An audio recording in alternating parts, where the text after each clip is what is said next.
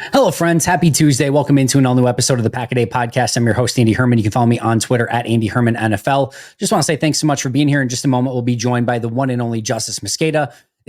When I say that today was a wide variety, a wide-ranging amount of topics, it was a wide variety of topics on today's show. This was an all-timer with Justis. You're not going to want to miss this one. Before we get there, just really quick, Milwaukee Admirals this Saturday.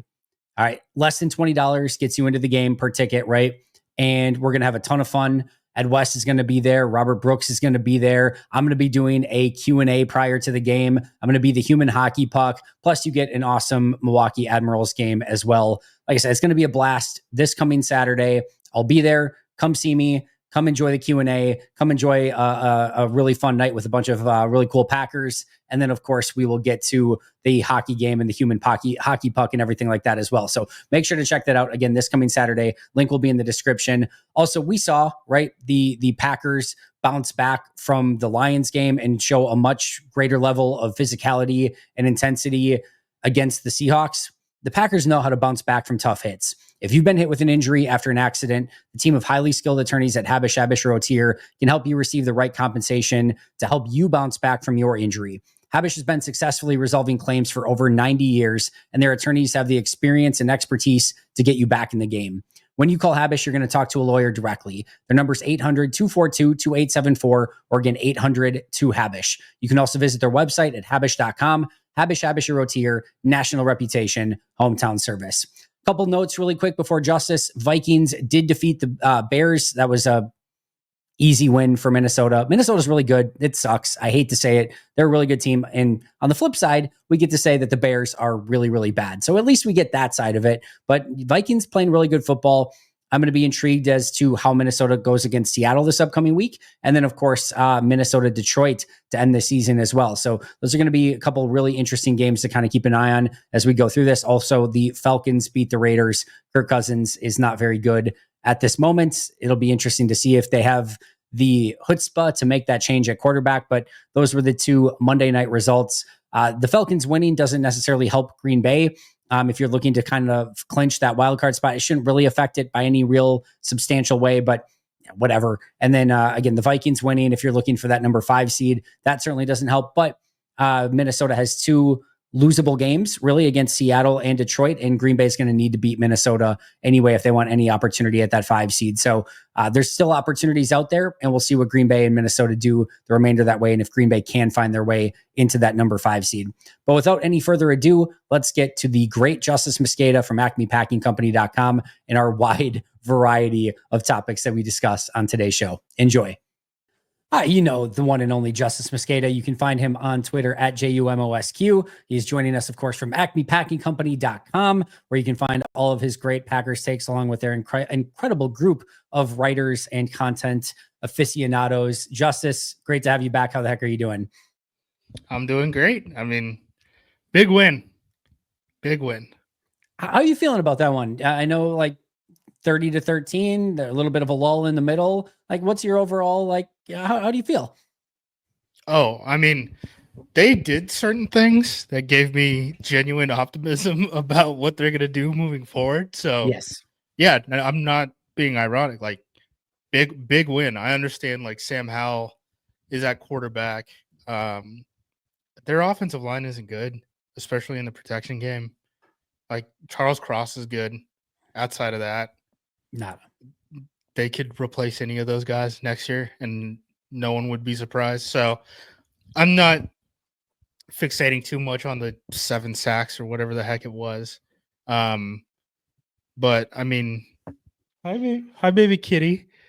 But like Edgerrin Cooper stopping stuff in the middle of the field, playing good coverage. I mean, he had a massive game, and then screen game wise, I mean, I think the Seahawks even talked about it, and I think LaFleur talked about it too, where they were like, yeah, we knew that they were going to screen. We had to stop them. And it seemed like from there on out, the Seahawks weren't really able to get into all the outside receiver stuff. I mean, JSN got his touches, but, you know, DK and Lockett didn't really get the attempts that you would have thought, especially against backup cornerbacks. Yeah, no, I've been really impressed overall. I mean, you go back now for a little bit, right? Like Waddle and Hill didn't really do the damage on the outside. The Mhm. 49ers didn't really have anyone do any damage on the outside. Obviously in this game, there was nothing. Even Amon-Ra St. Brown, Jamison Williams, neither of them really went off on the outside. Like overall, they've done a pretty darn good job of taking away the outside of the field. They've taken away the running game. It's just kind of been the middle of the field. And all of a sudden, when you're taking away a decent amount of the middle of the field in this game, and Edgerrin Cooper's looking great in that area of the field, there's not a whole heck of a lot left that you can kind of hang your hat on. Like you said, they took away the screen game. I was really impressed with Green Bay's defense overall. And yes, getting Sam Howell in there at some point was certainly advantageous. Getting an early lead for Green Bay where you're up 14-0 right away, certainly advantageous for Green Bay. But like overall, very, very happy and pleased with how this defense played in this game. Yeah, 100%. And, you know, it's only going to get better if Jair comes back, right? Fully healthy. That whole situation is a little odd. I mean, I believe the company line. I know people are like, some of this stuff isn't adding up. I'm like, he mentioned like player tracking data. Like LaFleur mentioned like player tracking Yep. data, how Jair wasn't hitting some of those numbers and stuff like that. Like, I don't know, very in depth thing to lie about. I don't buy it. I kind of just think that they want the guy healthy and they don't want him to get hurt again because, we're so close to the playoffs. It's the complete right call in that situation. First of all, like you can't have the same thing happen. That I mean, can you imagine if the Packers brought him back and he played 5 plays again and he had to drop out and couldn't play in the rest of the game? I mean, it's nightmare scenario. Like you Yeah. cannot let that happen. So if there's any even remote concern whatsoever, like you give him time, and you're in the period of it now where it's just like if he needs 3 more weeks, probably just give him 3 more weeks. And you would love to get him back, I think, at some We're going point to in the clinch the regular season. playoffs this week. Like, Yes, right. So, have you heard so anything more on if there's anything besides like beating the Saints? If there's other, I'm assuming there will be. I haven't seen anything yet though. yeah, I'm so the way that it works out, right? Like, probably an Atlanta loss and then a Rams loss. I would guess is the scenario based off of kind of how it worked last week, right? Sure. Green Bay could have clinched last week with a win, a Rams Niners tie, and then an Atlanta loss or tie.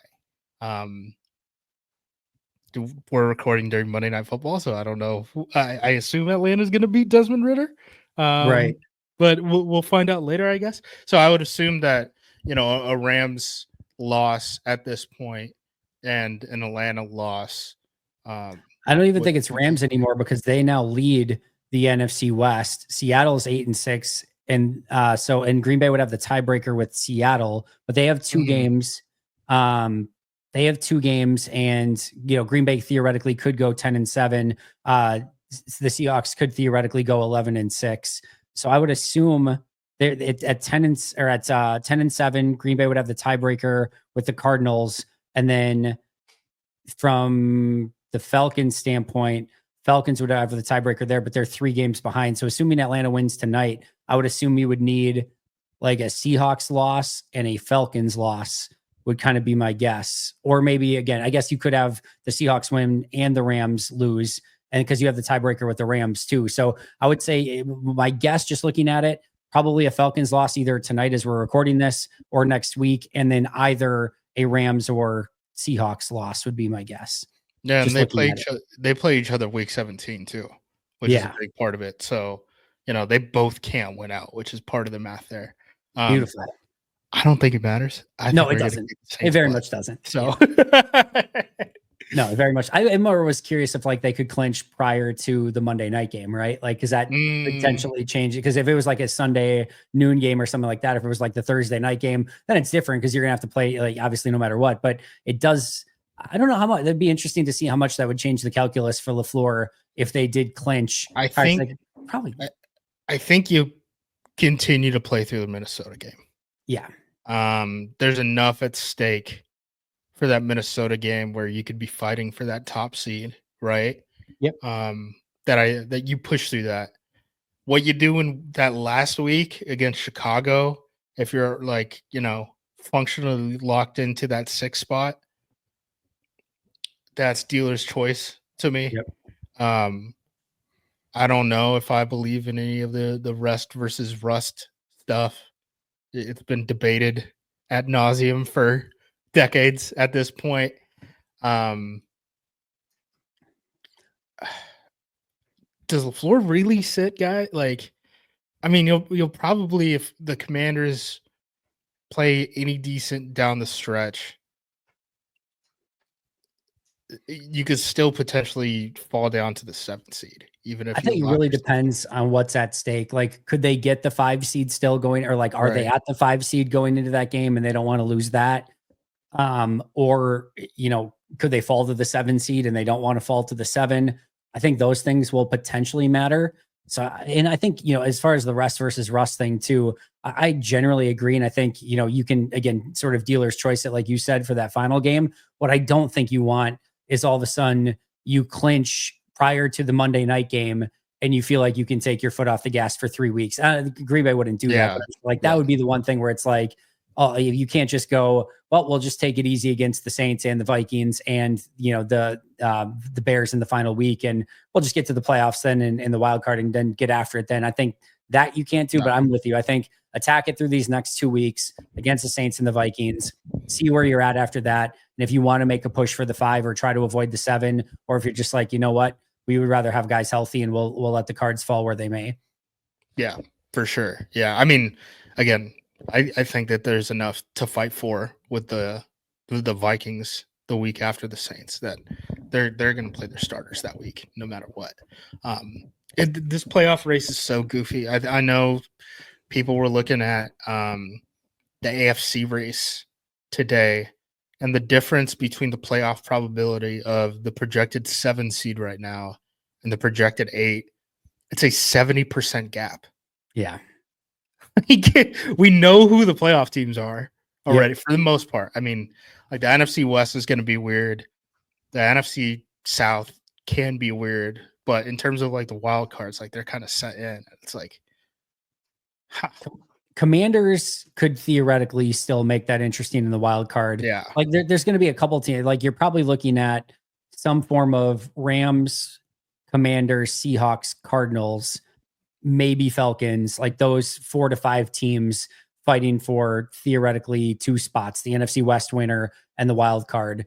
But outside of that, like you said, the AFC is pretty much done. It's going to be Chiefs, Bills, Steelers, Texans, Ravens, Broncos, and Chargers. And then the NFC is going to have some form of Lions, Eagles.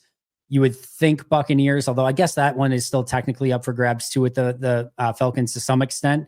And then Vikings, Packers, and then like I said, there's a couple spots there. But yeah, this is we pretty much know who's going to be in the playoffs. And I'm like I kind of at least if the NFC gets it right, which is I'm less concerned about because Green Bay could have to play some of those teams, meaning like if they get it wrong, but like the AFC has like it feels like has the right 7 teams in. I'm not like it feels like they've got like 7 good teams. And for the most part right now, if it were to end today, I think it probably has the right 7 teams in the NFC as well. Yes, I don't think there's a whole ton of like, oh, like this team's getting screwed by not being in the playoffs or anything like that. no, because the Niners are so banged up. I mean, that probably would have been the team, right? Yeah. So, Yeah. They're just a shell of themselves right now. And yeah, I don't think you can point to anything that they've done this year and be like, yep, they are very deserving of getting in. They just haven't played good football. So, yeah. all right, outside of the playoff stuff, outside of getting what I think we both consider a big win in Seattle and taking care of business, what are your other, sort of key takeaways? What was top of your mind in this one coming out of this game? Great game plan by Halfley. Yeah. Start by that. Did a lot of disguise stuff. We were talking about this last week where it's like, all right, you have all these personnel issues and all that stuff. And some of it probably is masked by the fact that Seattle's offensive line is maybe worse than our pass rush. And that's not a matchup advantage for us usually. But a lot of disguise stuff. They were doing a lot of inverted cover too. They blew the coverage early. We were talking about this, that corner route. Everyone thinks that it was Evan Williams who blew that because he lined up as a deep safety. I think so. That plays quarter half, and that side that got targeted was the half, right? So they're playing cover 2 on that side, but it's inverted cover 2. So like you're messing with what the quarterback is looking at pre-snap, So the deep zone that you would think like, too high safeties, right? The deep zone that usually that safety has is actually what the cornerback is playing. And Evan Williams is actually playing the flat there. So if you look at the all 22 on that, the team is running snag, which is basically you have a guy on the inside running into the flat. You have a guy on the outside running a snag route. So it kind of like sits over where that receiver who ran to the flat was supposed to be. And then in between them is a corner route. Just kind of like makes a little triangle. I mean, people have been running it since, Bill Walsh, old West Coast offenses, all that stuff. If you watch a high school football game, you're going to see snag every play. Clemson runs it to hell. It's like all Trevor Lawrence ran basically. And what ends up happening is Evan Williams takes the flat like he's supposed to. And then you get cornerback Carrington Valentine and Quay Walker both on the snag route. No one takes the deep corner. And it looks goofy live. I got tricked. I thought it was Evan Williams based off of the live view, but then when you watch the all 22, I think it definitely was Carrington Valentine, just like maybe not getting the call, not understanding what was happening. Even in the normal cover 2, he would have been taking the flat. There's like no route combination or coverage and route combination that puts the corner on the snag route. Right. I don't know what Carrington was thinking on that play, but he definitely blew that. They did a bunch of weird stuff. Like they'll start in, single high defense, 8 guys in the box, right? And, from a pre-snap look there, right? You're pretty much going to get cover 1, which is just man with a free safety playing a deep zone. Yep. Or you're going to get cover 3, which is, straight zone across the board. That middle of the field safety is still going to play that zone. And then the outside corners are kind of playing sideline zones, right? Packers play double inverted cover 2. That safety is actually the pole runner, which is like, in Tampa 2, the middle linebacker basically takes anything in the middle of the field. Yep. And those corners are playing deep halves. And you're like, whoa. Teams don't usually run stuff like this, right? No. I sent you a clip, and it looks man pre-snap. The Seahawks are all spread out. You have really like no deep safety. Guys are just lining up, head up on top of each other. I mean, they're not pressed up, right? They're about 8 yards or whatever it is off. And I was like, guess which guys drop? And it ends up being, Evan Williams at the line of scrimmage and the slot corner are the guys who are playing the deep zones in cover 2, playing the deep halves. They were doing some crazy stuff. Geno Smith, I think, what was it? He was like 3 of 12 or something. I sent you the stat last night when I looked it up. He did not do well against cover 2. He was cooking the Packers against cover 3. They had a lot of good beaters for cover 3. The problem was Hafley was just throwing stuff out there and was like, okay, I'm going to let you think that we're going to be in cover 3. And then we're going to spin out into stuff that you were not seeing on a weekly basis in the NFL. He was an absolute psycho in this game. So definitely think that there's, more juice to squeeze out of this defense for sure from a disguise standpoint, and that they can do it.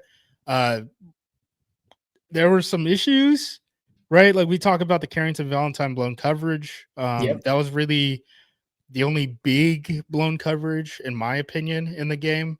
But then, like, when you're doing some of these disguise things with Eric Stokes, he's backpedaling, and it looks like he's going to fall. And there were a couple of times, like, it wasn't one time. It wasn't 2 times. It wasn't 3 times. I'm not sure he's the athlete that you need to be doing some of this disguise stuff. Carrington is he blew that coverage. So, like, I understand if you're like, well, we can't trust the guy a little bit. I don't know if you can trust Stokes either.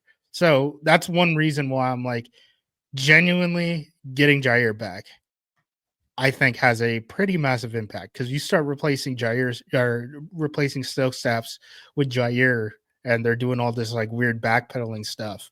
I think that would be a significant difference if, you're one of these offenses and you're like, okay, well, I have a guy who can just execute, right? And he's not going to be screwed up mentally from some of these disguises.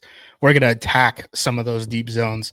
I certainly trust Jair to bail out from, 5 yards away from a wide receiver to playing a deep pass 25 yards down the field in a back pedal, and then turn his hips and be able to break up a ball or something like that.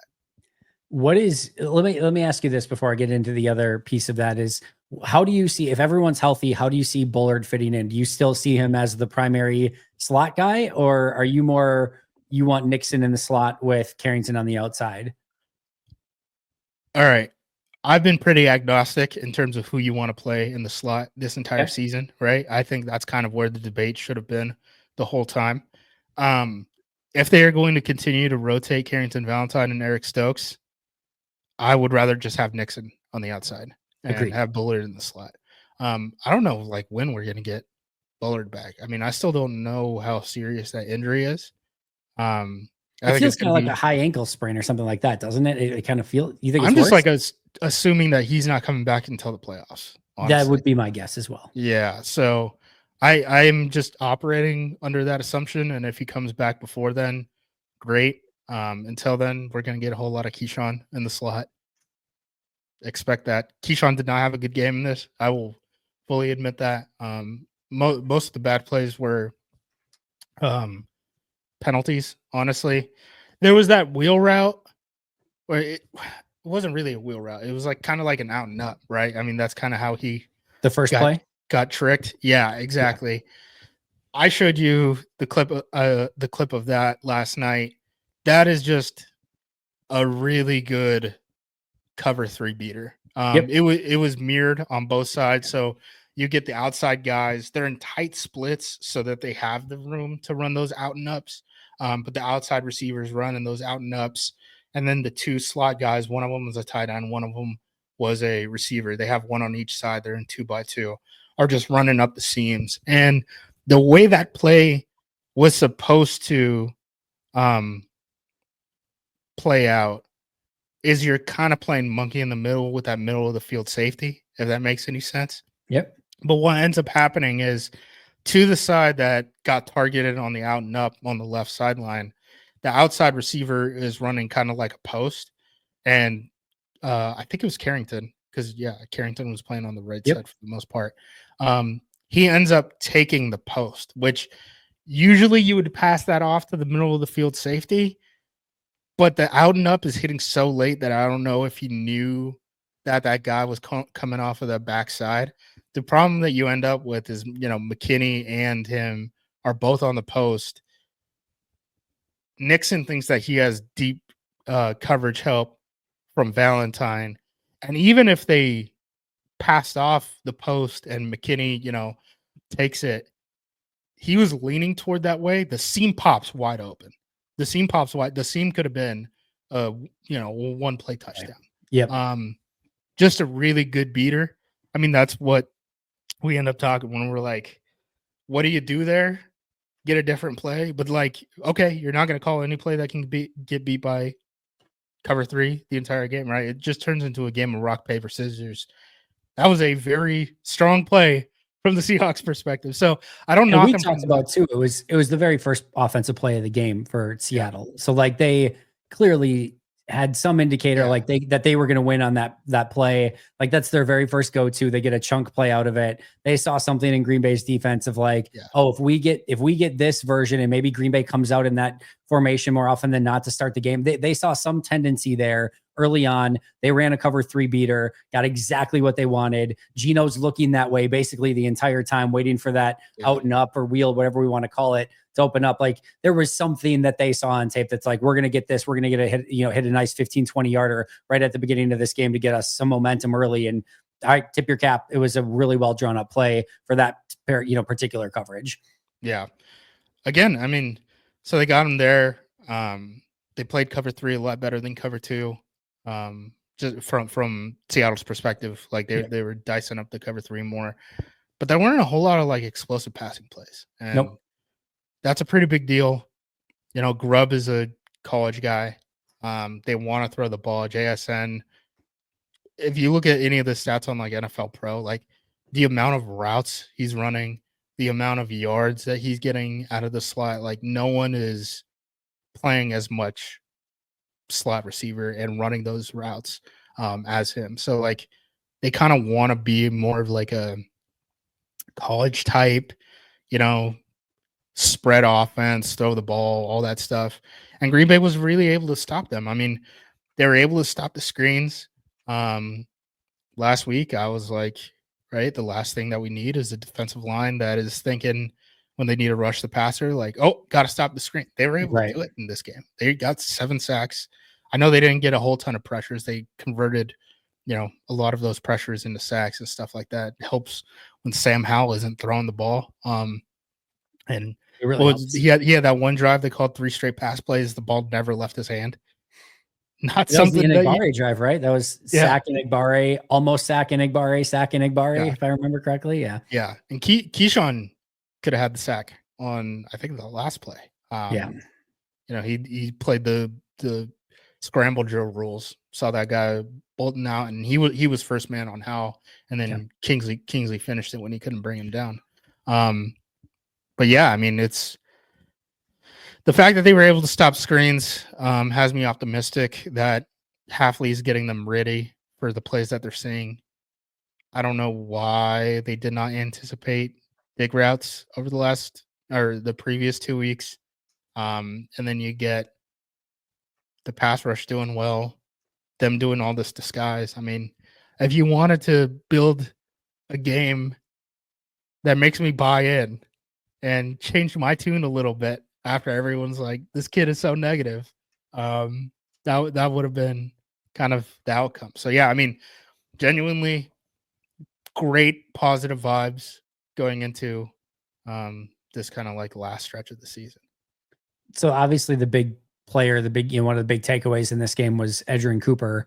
And then immediately the question or like the comment becomes like, he only played 34 snaps. Why is he not playing 60 some snaps in this game?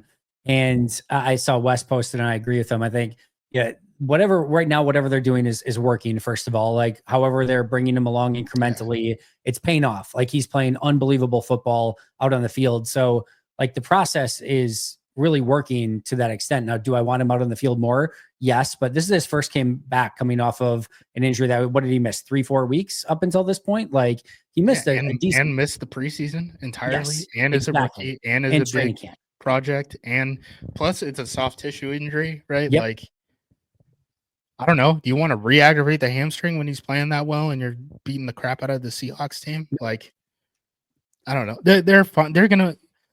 I would be much more concerned if it was, 3 weeks after the injury and he's still only playing like half of the snaps or something like that. I'm not really worried in this game. Plus, like I mentioned, right, JSN is playing most slot snaps in the NFL and is by a pretty wide margin at this point. So what's that tell you? The Packers, we know that they match defense, right? Yeah. So they're going to be a nickel. So they only have 2 guys out there for the most part. So it's not like, they're in 3 linebacker looks and they're just like, yeah, man, like Cooper just isn't one of our best 3 linebackers. It's just, there's only going to be 2 out there. We're already down 1 guy. Last thing that we need is Cooper getting banged up. And now you're in a spot where you're McDuffie and Eric Wilson are really the only linebackers that you want to play that are healthy. So yeah, keep the guy healthy. I mean, that game was won.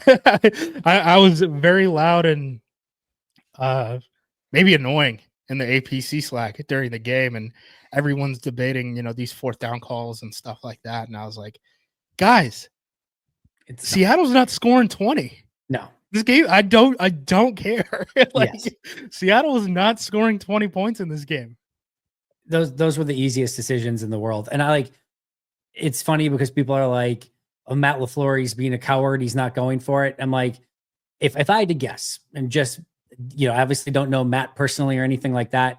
If I had to guess, Matt not going for it in those situations was a lot harder for him than going for I'm sure he would have loved to have gone for it. Like that's more in his DNA to be aggressive and go for it. I think he probably was like, All right, Matt, be smart. Just take the 3-score lead into exactly what you're saying. Sam Howell on this team is not coming back and scoring. Makes Sam Howell earn every single Yes, yard of it. of course. Yeah. Like there was never going to be a time in which they were coming back from a 3-score deficit in that game. So keep it a 3-score deficit. Keep the momentum going in your direction. Don't give them some ridiculous counter punch where you go for it, you miss it, they get momentum, especially either before halftime or in the second half, like early in the second half.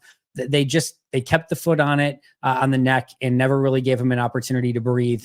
And they had to keep pressing because if they was down 2 scores, I think Seattle then maybe starts feeling, all right, we can still run the football. We can be balanced. We're only down 2 scores. You're down 3 scores and you immediately are like, we got to throw the ball. We got to get back in this thing sooner rather than later. Like I said, I'm sure he would have loved in his DNA to just go for it. That was by far and away the smart move. I have no issue with that whatsoever. I wish they would have figured out the 2-minute drill to get down there quicker so that they could have gone for more. And he owned that. He absolutely owned it. 100%. So like, I'm not giving him a get out of jail free card on everything here, but the field goals to me in both of those situations are exactly what I would have done in that same situation, as much as I would have. And I'm sure he would have loved to have gone for it. Just play smart. And if you play that smart and just kind of, again, keep the foot on the neck, they're not going to do anything. So I was cool with it. The 4th downs, I'm not really worried about. The 2-minute drill sucked. The worst drill of the LaFleur era, I would argue. I don't think there's anything worse. I mean, just inexplicable, right? I mean, you have, it was 50 something seconds. You have 2 timeouts. You only run 2 more plays. That math barely works. No. That math barely works. You have to mess it up pretty bad. And I don't know if you've talked about it yet on your post game stuff or whatever you talked to Nagler on Mondays. So it's all over. So I did a live post game, and then I did just a post game by myself since it was a late game, and then Nagler and I do Let's Talk Football, and then like a billion other things I got going on. But yeah, that's my usual Monday scenario. So the way that he talked about it, right, was basically he put too much on Jordan's plate. He deferred. He gave the guy the ability to run the 2-minute offense, and he was checking into plays at the line of scrimmage and stuff like that. And then he said, beyond that, he didn't want to call the timeout because so much time had already been taken off the clock that he thought, well, certainly he's not going to take another 15 seconds on top of this, right? So burning a timeout here only hurts me. They did end up taking those extra 15 seconds, and now he's like, yeah, I just got to give him plays, which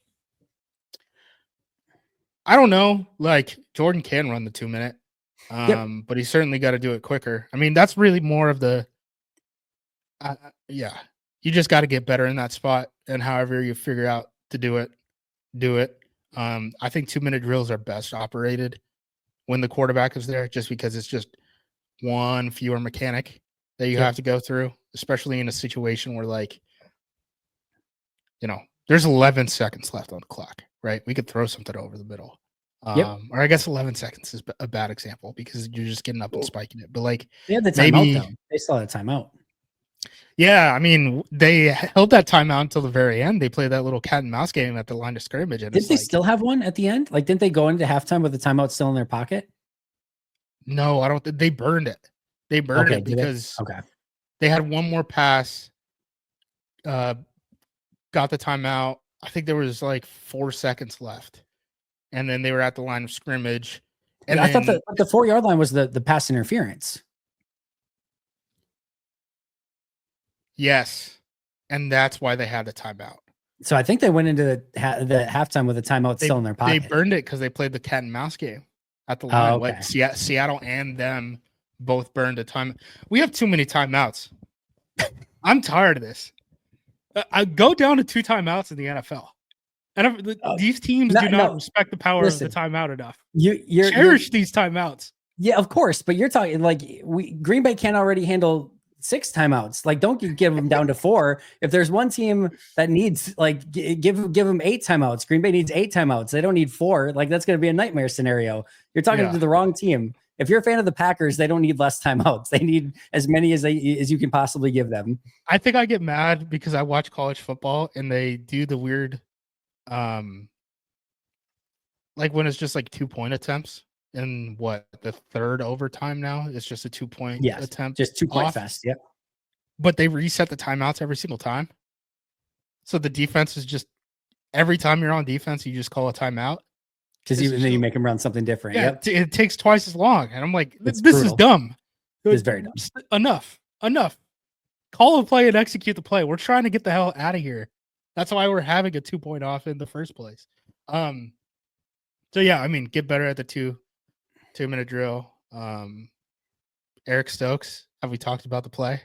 The mouthpiece play? We've not talked about the play. Really quick, if they're going to do the 2-point fest, what they should do is each team gets, whether it's 3 or 4 2-point conversions, and you run your 4, the first team runs their 4 2-point conversions. You know, you get, the other team gets 1 timeout over what, all of them. You run your 3 or 4, however many you get, and then the other team gets their 3 or 4 to match it, and then whatever. But like, then you're probably like, you know, it evens out a little bit more. There's better ways to do it. I'll just put it that way. The XFL 2020, when we were there, we had a plan, and I don't think we actually ever got into overtime.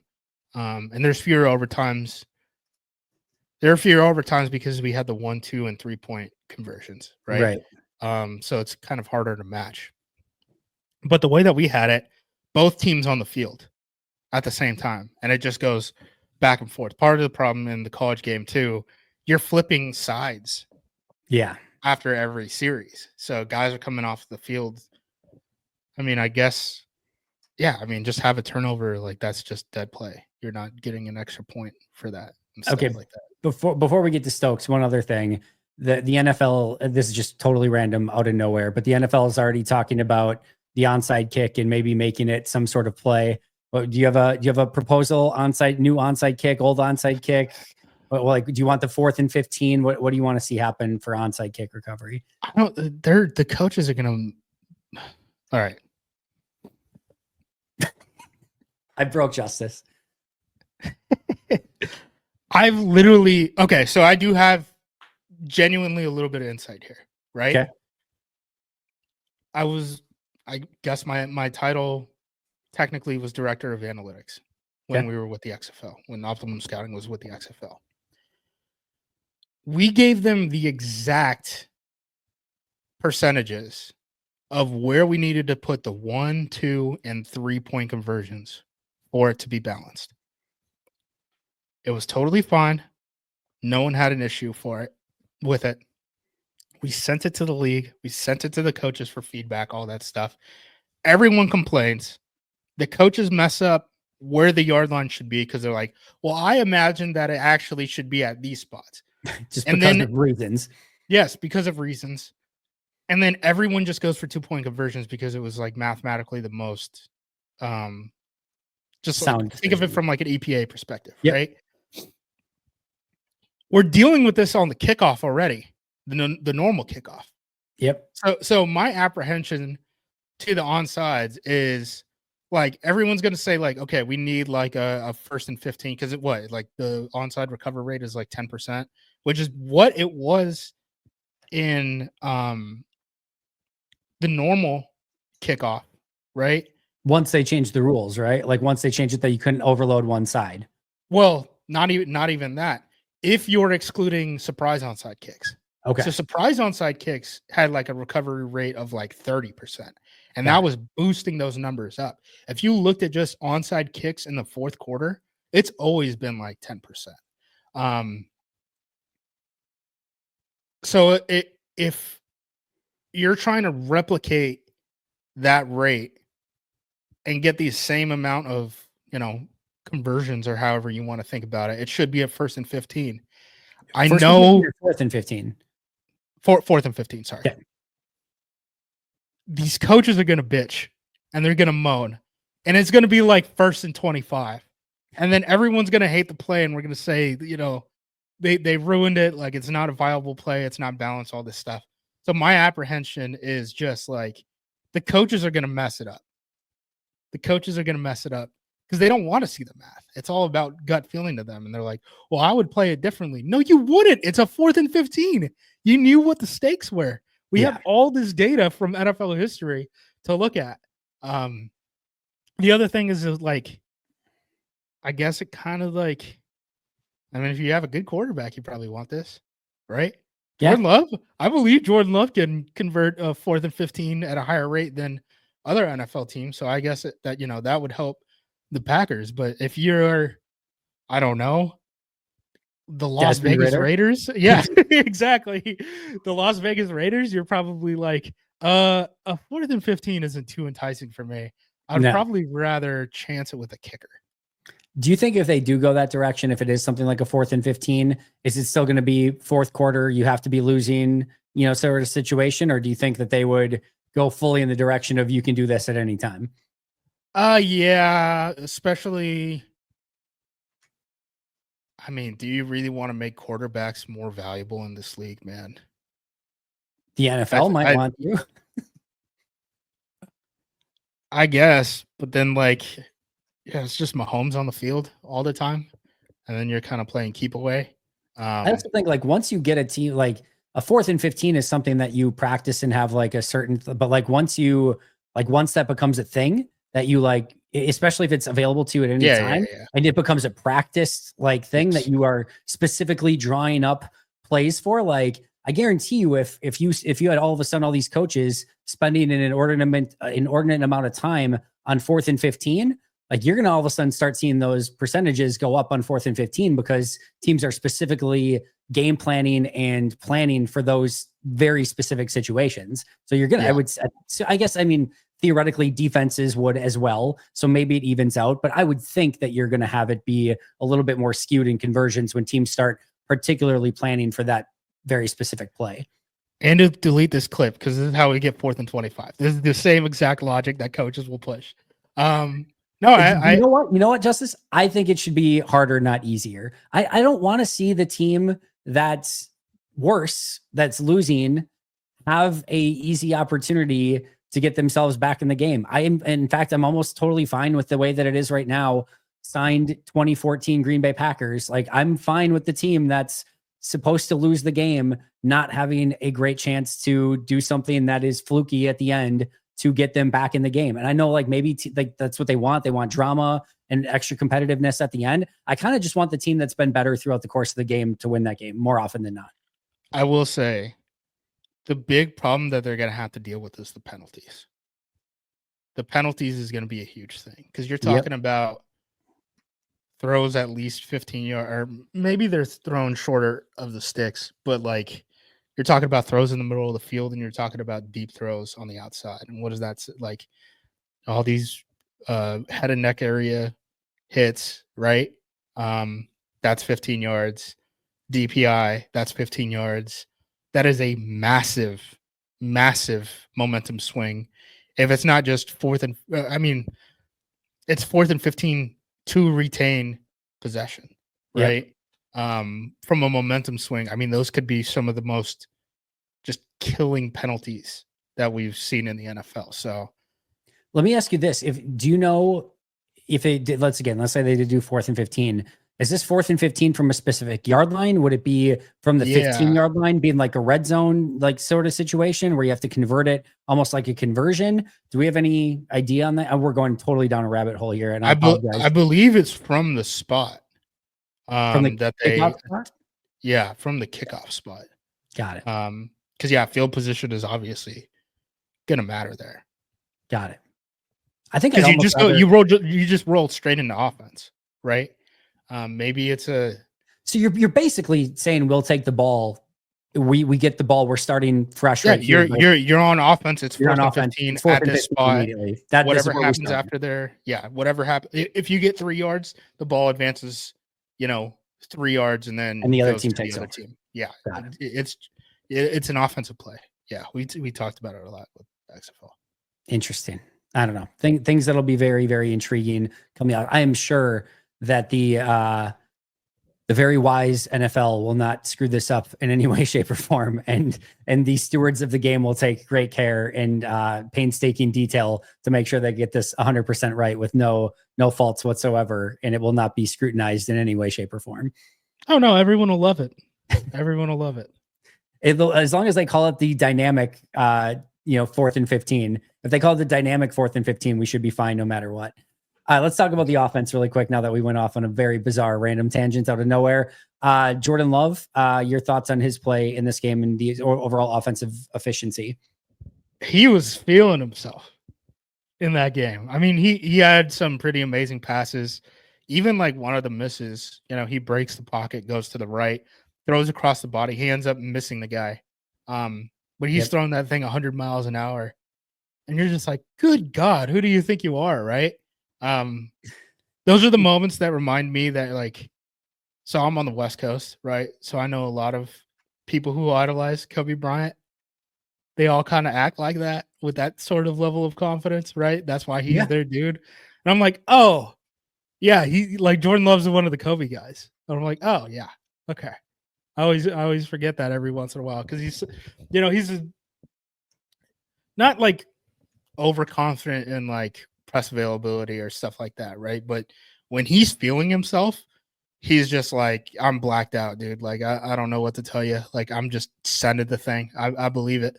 There's some Antoine Walker, just 40-foot 3-point shots going up for Jordan Love every once in a while. That I just love nuts. Yes, absolute, confidence in him, no questions asked. And like you said, when he's feeling it, I will say though, like we're talking now 5 games post bye. Chicago, one overthrow to Tucker Kraft, 49ers game, one throw where he tries to hit Watson, the defender undercuts it, never saw the defender. Watson has to play defensive back, no turnover worthy plays versus Miami. No turnover worthy plays against Detroit, no turnover worthy plays in this game. Like he is playing a very efficient, clean style of football. 1 interception since the bye week. And again, that was just on an overthrow. Good decision, just overcooked it. I'm very, very pleased and happy. My bold prediction at the bye week was that Jordan would only throw 3 more interceptions the remainder of the regular season. Feeling pretty good about that prediction right now. Knock on everything. We can get Toyotathon sponsorships out of this thing if we keep talking about it. I talked about this a little bit today, though. Like, well, first of all, Jordan has Bergstrom, so I unfortunately think he's probably going to miss out on that bag. Also, if Toyota is smart, they will let this thing cook on its own because as soon as Toyota gets involved in any way, it becomes so lame and stupid, right? We all hate it then. Oh, shut up, Toyota. Get the hell out of here. This is our thing. It's not your thing. So like right now, they're getting all the free advertising and everyone's talking about Toyotathon and all of this. As soon as they try to attach themselves to it at all, it's like it just kills it. It just kills it immediately. So if they're smart, they won't touch this with 1,000-foot pole and they'll just let it keep going organically. Yeah. No, I mean, protection held up well in this game too. Josh Jacobs is still Josh Jacobs. Christian Watson has been playing pretty well since the bye. We talked about Jaden Reed right last week, and we're like, is this something to worry about that he can't get touches? I was like, we can manufacture some of this stuff. Gets a decent amount of manufactured touches in this game, even though he kind of wasn't the star of the show in the passing game. Offense keeps struggling along. I'm not worried about the offense being able to score as long as they can protect guys. I mean, the Lions game was a little rough for them, especially early on in terms of protections. But outside of that, I mean, I have no doubts that this offense can like get into a shootout if they need to. Yeah. I think that Detroit game was a one-off. And even like by the second half, it seemed like they pretty much had it figured out and they're like, all right, we're back in this thing. It was just Zach Tom having the worst first quarter that he's ever had in his career. It was just nuts. I was like, what the hell has gotten into him? Like I thought like maybe he was hurt or something. No, he just bad roll of the dice. Yeah. Yeah. And then he realized, oh, wait, I'm Zach Tom. And then he was fine pretty much the rest of the game after that. So yeah, that was a very bizarro first quarter for him. It was just, like everyone just seemed tight in that first. I have no concerns about the O-line, especially when it comes to pass pro. They settled into this one very easily against Seattle. No real issues. Leonard Williams had that one play in the backfield on a key third down. Outside of that, they kept him in check. Yeah, they're going to be just fine. Is the other thing I'll say too is like, I know a lot of people will point to like Aaron Jones coming back and sort of them making that really great offensive run at the end of last year. It also felt, and there were some different injuries that took place at wide receiver at the second half of last season. It also felt at times like they figured out in the second half of last year exactly how to use Tucker Kraft and Dontavian Wicks and Bo Melton and Jaden Reed and Dobbs and Watson. It felt like they figured out their roles. This week gave me a little bit of that feel again of like, all right, they're starting to once again figure out where Romeo Doubs is winning, where Christian Watson is winning, how to get Jaden Reed some of those manufactured, not that he needs just manufactured touches, but still getting him some of those manufactured touches. I didn't think they necessarily used obviously a ton of Tucker Kraft in this game, but they know how to utilize him as well. Like, it kind of had that feel to me of like everyone sort of falling back into place. And maybe that's just Romeo being back as well. But like, now they have all of those different flavors of weapons that they can use when they need to. And it was almost like they had that re-epiphany of like, oh yeah, that's right. These are when we use each of these wide receivers in these specific scenarios, and they can go to it when they need to. It just felt like a little bit of that, what we saw at the end of last year. Yeah. And, if you're not following the Seahawks a good amount, like, they have two really good corners. Very good corners. Yeah, they have two really good corners. And that what was it, the first? Yeah, it was the first Doubs touchdown where he's just squatting Tariq Woolen for 5 yards and then gets hit by another guy and takes him into the end zone too. That scared Seahawks fans. They're still thinking about this right now. I'm letting you know, as someone who lives in the Pacific Northwest, like, they cannot stop thinking about that play. And they're like, what the hell? And I'm thinking, what the hell? Because I've never seen Doubs make a play like that before. I was like, where did this come from? Strong legs, Romeo Doubs? Strong legs? Are we going from strong hands to strong legs? Hashtag strong legs? Yes. Yeah, I got spammed when that play went live. The second touchdown too. I mean, just, oh my God, what an incredible play by both Love and Doubs on that. Fun game. Go ahead. No, that was it.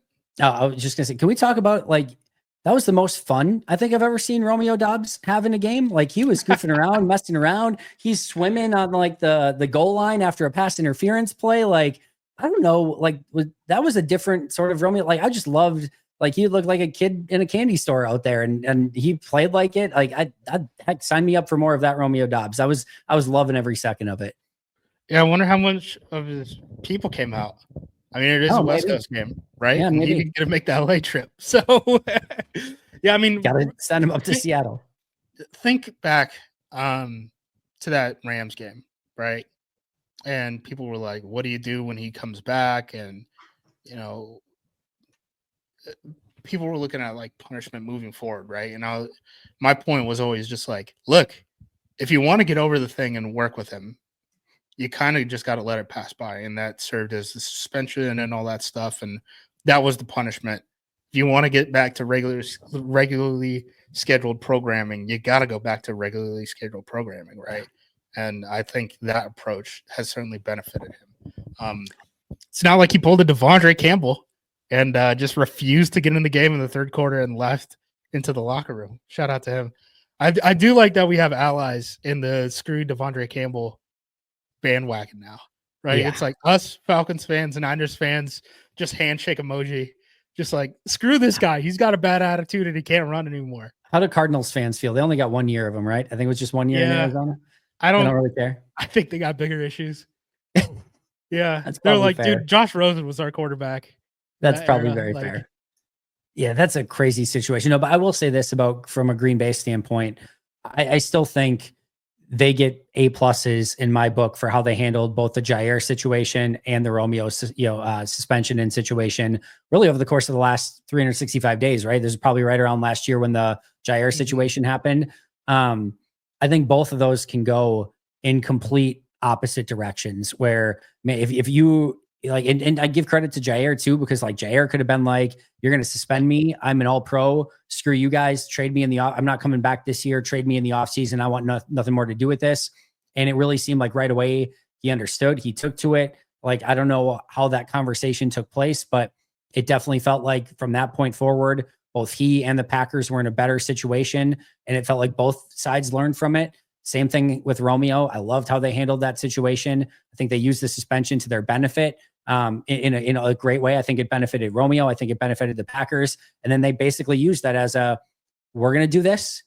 You come back, fresh slate. We're starting over. We're not going to hold it against you. Let's just get this thing back and rolling. Same thing with Jair. And I think it was about the most perfect way that you could have handled both of those situations. Like I said, A+ for Green Bay, but also to Romeo and Jair for how they handled it too, because that could have gone, again, really negative in a variety of different ways. Everyone was professional about it, handled it the right way. And I think everyone's kind of come out better for it. Yeah, I think, again, you can't not punish, right? But then post-punishment, the goal is to move on. Yep. The goal is to move on, and you have to keep that in mind. So, yeah, I think they handled it the right way.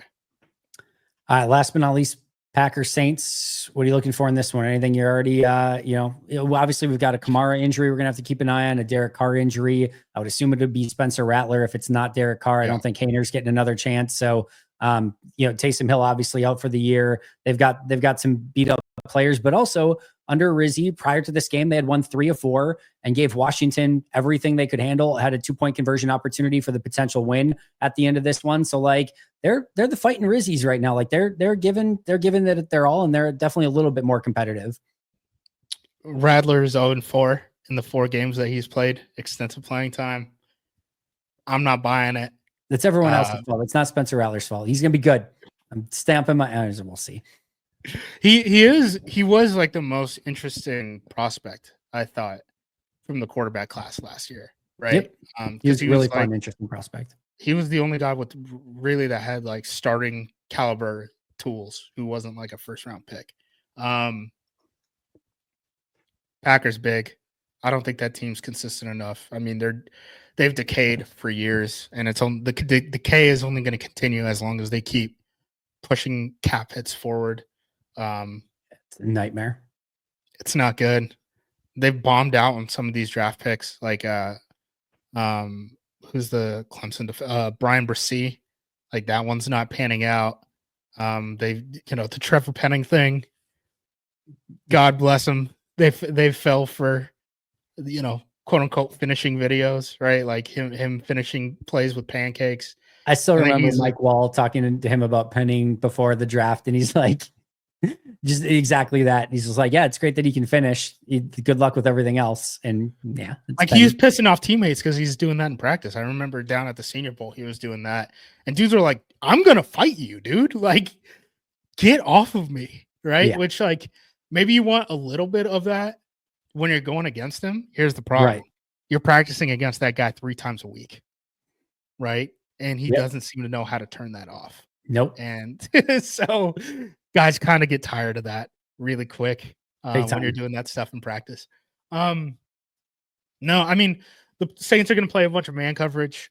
Generally, when you get man coverage, the Packers' answer is deep shots to Watson and, throwing all the back shoulder fade stuff to Romeo Doubs. So I would assume that they're going to have relatively big games. I think if Jaden Reed is going to get a bunch of touches, I mean, unless he catches like a slot fade or something like that, I would assume that Reed is probably going to have to get it on some of these manufactured touches and stuff like that. I think it's probably going to be a bigger Dobbs and Watson game, and obviously the Watson stuff is kind of going to be a little bit more volatile. I wouldn't be surprised if he was targeted once for 40, if he was targeted, 3 times for 135, right? It's going to be the MVS versus Christian Watson fest. They're both going to go 3 catches for 180 and 2 touchdowns. Yeah, sure. Why not? I forgot MVS was down there. Oh yeah, he had that like a couple like amazing games as soon as he got down there, and then I think obviously once Carr went out, it probably changed a little bit. But yeah, he was having like a little bit of a resurgence. It was, I think, was it Solak who posted something? Maybe it wasn't Solak. I forget who posted it. It's like finally, after having years of spending time with Aaron Rodgers, Josh Allen, and Patrick Mahomes, finally MVS finally gets a quarterback in Derek Carr that can unlock all of his talents. It's like just chef kiss. I forget who it was. I don't know if it was Solak or not, but just chef kiss, perfect tweet. Great stuff. Unbelievable. I do want to mention before we get out of here. You bet. Floor is yours. Eric Stokes, you are going to bring me to an early grave, dude. Oh yeah, we forgot we didn't talk about this play. The mouthpiece play. So the touchdown that the Seattle Seahawks had. Zach Charbonnet up the right sideline. It was a pin and pull play. Both the Seahawks and Packers did a good job of getting in minus splits, which is you have a slot receiver and outside receiver, but they're basically in like tight end alignment because how tight that they are to the formation and stuff like that. Or nub, which is just, it's just one tight end on one side of the formation. There's no one on the outside. How do you handle that? Do you corner over? Do you have a corner on that guy? Okay, the corner is going to be in the run fit. Those are all issues that presented themselves in this game on both sides. The Packers and the Seahawks did a good job of it. On this play, they're in a minus split. So, you get 2 wide receivers onto the right sideline, but they're, I don't know, maybe 5 yards away from the offensive tackle. It's a pin and pull play. Everyone blocks down. Cornerback is supposed to step up and fit and, take on the kick out block. That kick out block is obviously coming from an offensive lineman. That's the position that these guys are put in. You can't really protect that guy. The corner has to take on that block. Here's the problem. Eric Stokes doesn't have his mouthpiece in. And he realizes about 2 seconds in, I got to get this thing in because, there's a 300-something pound offensive lineman trying to kick me out.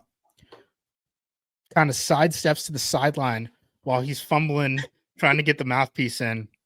He's basically like a yard away from the sideline. Opens up this big gap for Zach Charbonnet to run through. Fails to get the mouthpiece in. Just takes on the block, said, screw the mouthpiece. Okay, I'm going to take on the block. Kind of plays a little patty cake. I mean, he's a yard from the sideline. The offensive lineman, the guy's functionally blocked himself just with his feet, right? Yep. Pushes him. He ends up catching part of the mouthpiece. Mouthpiece goes flying. Eric Stokes is now mouthpiece-less entirely. Stokes is like, gets pushed back, is, complete standstill, just watching the play. And it's like, what the hell just happened? Zach Charbonnet passes him. Once he's like 2 yards ahead of him, Stokes is like, oh, I got to start running and pursuing this guy. Too little, too late. Touchdown. Andy, the most annoying thing about high school football is having to constantly remind high school kids to put your damn mouthpiece in. Yep. It saves your teeth. You could bite your damn tongue off. Don't do that. Wouldn't advise that. And it helps with the whole concussion issue, saving your brain and all that stuff, right? The NFL does so much stuff for player safety. How is it not mandatory that you wear a mouthpiece when you're on the football field? This is I know I sound like super boomerish, right? And generally I lean with let the kids do what they want. It's not hurting anybody. This whole trend of like just having the mouthpiece like hang down on the little strap and stuff like that. I don't get it. Or like having it like tucked in the helmet and it's like an antenna. Like, yeah, I've seen multiple mouthpieces in now. As shark, like, put your damn mouthpiece in, dude. For your sake. For your sake. If for no other reason too, it maybe will help you actually get engaged in the play and maybe stop a touchdown run from happening, if nothing else. Dude. Oh, Eric Stokes. And maybe it's a communication thing. But you know what helps? Having one of those half mouthpieces that just go around the top, right? Instead of having the thing that can dangle like an accessory, like it's like what is it? The card dice that you have that hang from the mirror. Yep. Off of your face mask. Doesn't do much there. This is equipment. You were unprepared because of accessories and you gave up a touchdown. This is NFL football. What the hell are we doing? You know what's going to happen, by the way? I'm already resigned myself to it. Eric Stokes is going to be back next year. I don't know how. I don't know why. I'm leaving. I'm turning my camera off. How dare you? Are you kidding me? I've seen it. Like, there's no way, dude. How many times did Kevin King get second and third? Kevin King's still playing for the Falcons. Like I don't know. I'm telling you right now. Like playing. Okay. All right, dude. No, there's no dude. If Stokes is back, I'm genuinely going on a hunger strike, and like that's fine. You know what? AJ Dillon's going to be back too. Like, just bring the whole gang back. Josh Myers is going to be back. It's going to be Josh. They're free. Their whole offseason is going to be just making sure they get Eric Stokes, Josh Myers, and AJ Dillon back. That's going to be at least Josh Myers. We don't have a backup center. I guess we have Monk if you count that. But like, I don't know if AJ Dillon would talent-wise would be a top 3 running back on this team. Or top 4. I don't even know of that. Who's on the PS? Who's on the practice squad? No, because you have Jacobs, you have Brooks, you have Wilson. Oh, Lloyd. I forgot Lloyd. I forgot about Lloyd. I think you honestly, if Dylan says again, I'll sign a 1 year, not even the vet bonus thing, just a 1 year vet minimum, 0 signing bonus deal. I want to be in Green Bay. I think he goes into camp as running back 5. That's if they don't draft and or sign an undrafted free agent dude that they like. And I think he would need 2 injuries probably in order to make it on the 53. Oh, the Brooks already kind of does the Dillon stuff, and he's going to be cheaper. Better, arguably. I'm sure Dillon is a better pass protector than Brooks. When they go into like the chip stuff, when they're in empty and he's playing the wing and he's on a pass rusher, I think he's better. But I'd rather give him the ball. Like, he's not going to stumble over his own feet. Yeah, that experiment is Stokes being reset, dude. If that happened, Andy, I will hunt you, dude. I will hunt myself. Just there's the taken. I will find you, and I will kill you. I'm a man of a certain set of skills. Yes. And anyone that talks about bringing Eric Stokes back, I will find you. Yes. And yeah. It's just you and LaFleur. That's it. It's you two. Maybe Brian too. Maybe Goody. I mean, trust me, you have no idea how much I hope I'm just resigned myself to it already. That it's going to be like they're going to do like a 1 year. It's going to be like something more than you. It's going to be like a 1 year, $2.5 million deal, and like $2 million of it, it's going to be guaranteed. And I'm just going to be like, I don't know how to explain this with any sort of reason as to why this is happening. I'm telling you, especially, can you imagine too, if they decide to move on from, I don't think Nixon's going anywhere. I think he will be back for sure. The Jair, he has too much value playing inside and out. Plus the question, they love him. They love Keyshawn Nixon. There's nobody in that building that doesn't have a full Keyshawn Nixon heart out. Like, they love Keyshawn Nixon. I don't know if I can say that, but they absolutely love him. So I don't think he's going anywhere. If they decide to move on from Jair, which I think is like coin flippy at this point, like I honestly don't know what direction that goes. Are you putting Stokes in the starting lineup right now? No, I'm just saying, like, I can see them. like, Andy, I will find you. Dude, this is not a joke. Them in the starting lineup now. They can't even get to the point that the dude with an interception this week might be better than the guy that hasn't had a pass breakup or interception since his rookie season. Like, I'm just telling you. Like, I don't want to do this, dude. Andy, I like you. You have a family, Andy. I don't want it anymore. I've resigned myself. I'm not saying I want it. I'm not saying it should happen. I'm just saying I've resigned myself to the fact that I'm going to be going to training camp next year, looking out there, and there's going to be number 21. And for some reason, they're going to have like a first round pick that looks amazing. And you know who's going to be lining up starting across from whomever as the starting corner? It's going to be number 21. I know how these things go, Justis. I just know I've been a part of it for too long. I have too much PTSD with some of this stuff. He was a first round pick. You can't get rid of that guy. He's a staple part of this team. He's a member of the community at this point. He is. You can't let him go. Justis, you're the best. Where can we find all of your incredible work, and where are you going to be writing your whole spiel on why Green Bay should not re-sign Eric Stokes in the offseason now? Like, it'll be like what's your final paper in college called? Your thesis or whatever, your thesis paper on. We had a capstone at Portland State. Okay. Another reason unserious school. It's a degree mill. If you want to go to school with a bunch of people wearing scripts, Portland State. That's my advice. There you go. AcmePackingCompany.com. If you want the video of the whole mouthpiece gate, we got that up.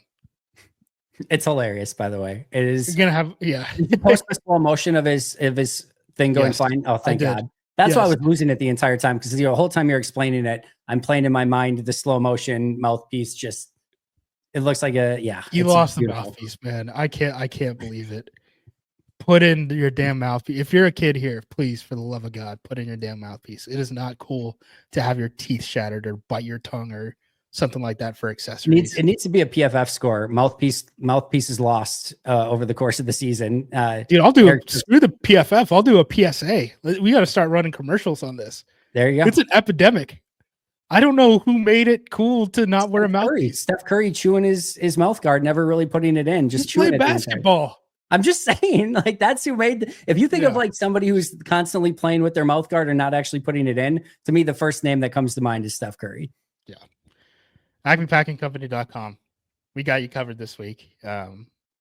Obviously, we're going to cover all the injuries, and I don't think Derek Carr is going to play. I definitely think it's going to be Radler. Packers, what? They're not practicing until it's pushed a day late, right? Pushed a day later, yeah. LaFleur's going to meet with the press on Tuesday. So Wednesday's the off day. Thursday. Thursday's the first practice, yeah. Yeah. So things are going to get a little weird scheduling wise. Having 2 Thursday games in a row, Sunday Night Football, and then playing on a Monday. Very weird.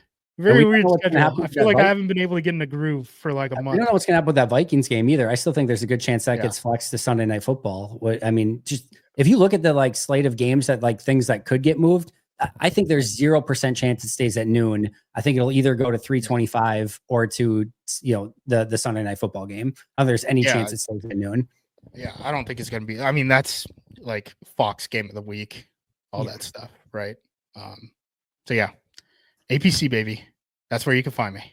Go check it out. This is probably our best episode ever. I can say that. I think with I think I've threatened to hunt you before on an episode. So it's been overdue. Somebody's had to say it. I knew it was coming eventually. I didn't know who it was going to be from. I didn't know if it was going to be you or Brettel or Nagler or I kind of expected Carmen Vitale, to be honest, but it does make sense in hindsight. Justis, you're the absolute best. Go follow him on Twitter at JUMOSQ. You can find me at Andy Herman NFL. You can find the podcast at Pack-A-Day Podcast. That's going to do it for Justis and I. But until next time, and as always, go Pack Go.